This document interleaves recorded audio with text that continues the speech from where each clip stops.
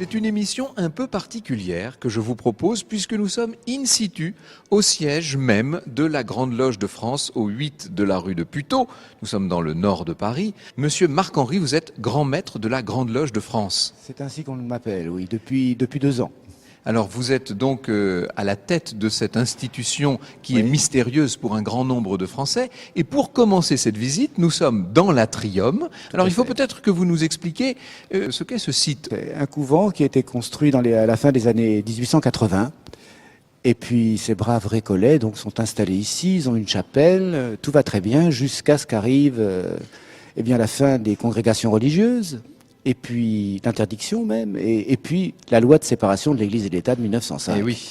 Alors ils vont devoir vendre leur immeuble, et chose étrange. Qui devient un cinéma, je crois. Absolument, c'est ça, le féerique cinéma. Le féerique cinéma qui ensuite va devenir un bal populaire. Et les maçons vont s'intéresser au lieu et vont l'acheter petit à petit jusqu'à obtenir la totalité de l'endroit.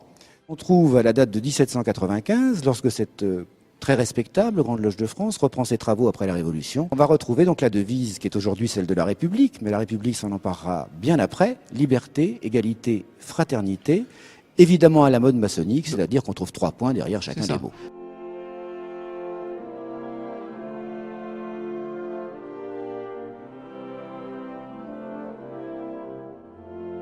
Je voudrais que nous revenions évidemment sur l'histoire de la franc-maçonnerie et surtout sur celle de la Grande Loge de France. Alors, en France, cette franc-maçonnerie trouve ses racines dans le premier tiers du XVIIIe siècle. Quand exactement, ça n'est pas très fixé.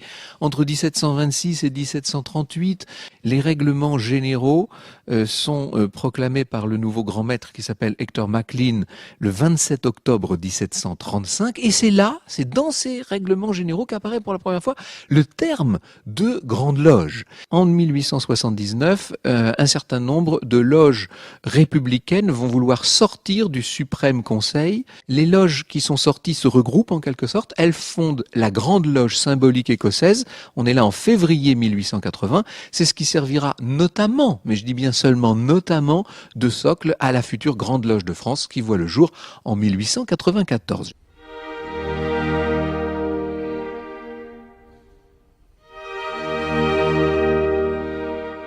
Nous sommes maintenant dans le temple Franklin Roosevelt.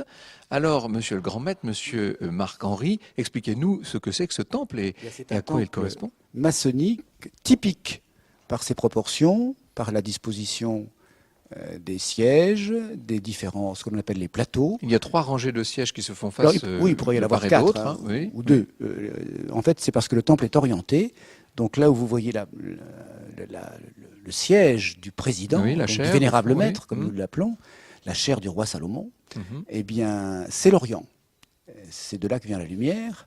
Et de l'autre côté, par conséquent, c'est l'Occident. Et de chaque côté, le septentrion, le nord, et puis le midi, le sud.